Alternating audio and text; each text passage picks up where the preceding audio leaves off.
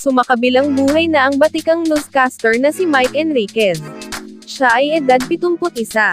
Inanunsyo sa 24 oras ng GMA ang pagpanaw ni Enriquez. It is with profound sadness that GMA Network announces the passing of our beloved kapuso, Mr. Miguel Mike C. Enriquez, who peacefully joined our creator on August 29, 2023. Pahayag ng network. Unang nag-post si kapuso broadcaster Arnold Clavio sa Instagram ng black background na may kandila, kung saan nagpahiwatig ng pagdadalamati ang ibang mamamahayag ng GMA7. Matagal na nagsilbing anchor si Enriquez para sa 24 oras. Kanya ring hinawakan ang investigative documentary program, na Investigador.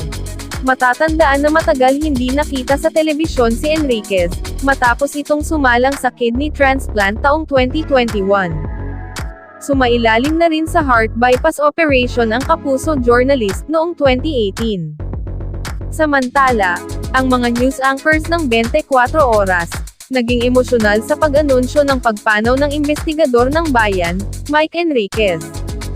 Naging emosyonal sina Mel Chanco, Vicky Morales, at Emil Sumangil, na binigyan ng tribute ang pumanaw na veteran broadcaster na si Mike Enriquez. Sa mahigit 50 dekada niya sa industriya ng broadcasting, hindi maikakaila ang tatak at kontribusyon ni Mike Enriquez sa trabahong kanyang minahal ng buong puso, ani Chanco. Ang makita si Mel Chanco na ibalita ang pagpanaw ng kanyang kaibigan, ay labis na nakakasugat puso, sa sakit, muntikan na niyang bitawan ang linya, at lumula sa emosyon ngunit pinigil niya ito upang maging propesyonal. Sa 5 dekadang pakikibakbakan ni Mike bilang isang mamamahayag, isa ang totoo, na buong puso siyang naghatid ng matatapang na balita, at humahagod na katotohanang nagpalaya sa mga nakaseldang kasinungalingan. Para sa bawat Pilipino, para sa mundo.